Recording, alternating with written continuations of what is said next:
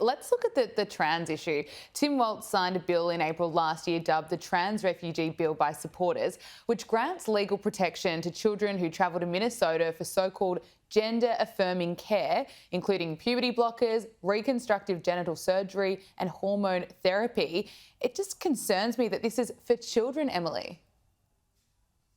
Absolutely. And it should concern everybody that many people in the American media are treating Tim Walz like some type of centrist when this is the type of policy that just months ago he was championing. He did not sign this bill at midnight out of the media view. He did it proudly. He was happy, eager to sign this bill. It has been a big issue for him. He's gone out and talked about how we're making Minnesota more welcoming and more compassionate. And so it's not as though he was ashamed of this. He was openly passing far left policies like these.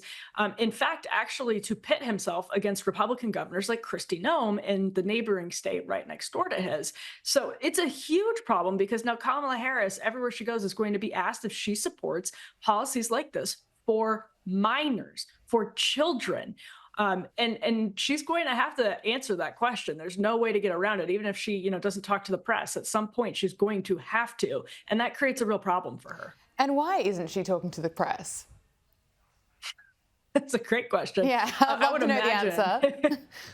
I mean, wouldn't we all? I would imagine her strategists say right now, the media is giving us great coverage without us even talking to them, which is a huge statement on how pathetic American media is right now. But they're saying, why would we risk popping this bubble, this honeymoon bubble, by putting her in front of journalists? Totally. They're going to give us great coverage right now, no matter if we talk to them or not. So just from a purely cynical, strategic perspective, it doesn't surprise me at all that they're not putting her in front of reporters. It's a shame, though, because she has a whole lot of questions to answer for. Absolutely. And how democratic is that? Let's just go with a campaign strategy where she can be hidden and front up to events where there are pop stars and fired up crowds. But no, she doesn't have to actually answer any questions. But let's go back to Tim Waltz. Do Americans remember him for the Minneapolis riots in 2020, where he waited 3 days before calling in the National Guard to stop the riots that caused massive damage and disruption? Well, Americans absolutely remember the riots themselves. I mean, those images are iconic. Nobody has forgotten them. There are a lot of pockets in the country where people feel like they're still in, Minneapolis in 2020 because violent crime in particular, has not come down. It has in certain parts of the country, but in other parts it absolutely has not. And so that feels very real to people. So when those familiar images pop up on people's screens, and people then learn Tim Waltz was in charge of Minneapolis, I think whether or not they specifically remember how he handled that as governor, now they are going to say, I remember exactly how bad that was. I know we all needed the National Guard there. And I know the left was basically out to lunch and was complicit in allowing a lot of this to sweep through cities in the Midwest and basically everywhere around the country. And I will judge you accordingly. It'll be pretty easy to tie him to the tragedy and the chaos that swept Minnesota in the days after George Floyd's death. Well, we've been speaking a bit about him. Let's hear what he had to say yesterday, being pretty quick to make some jokes that are, frankly, gross. Like all regular people I grew up with in the heartland, JD studied at Yale, had his career funded by Silicon Valley billionaires, and then wrote a bestseller trashing that community. Come on!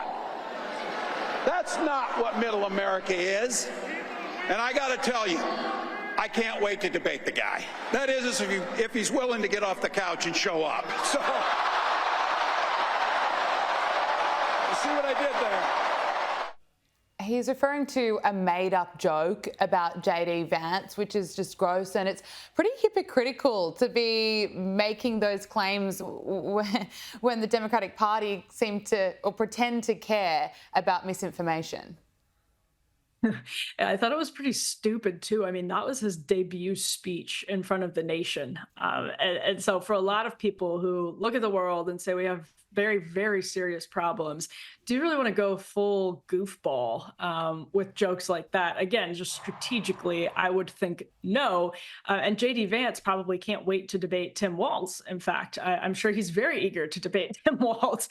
We remember what happened to another Tim when, not another Tim, actually. Remember what happened to J.D. Vance when he debated his Ohio Senate candidate. Actually, it was Tim Ryan, all kinds of Tims in American politics, but J.D. Vance was very capable. And so Tim Walz is riding high right now. I think you can even, he was in my home state of Wisconsin campaigning with Kamala Harris today. You can hear it in both of their voices. I mean, they're just getting fawning media coverage, and they are riding really high. They feel great right now.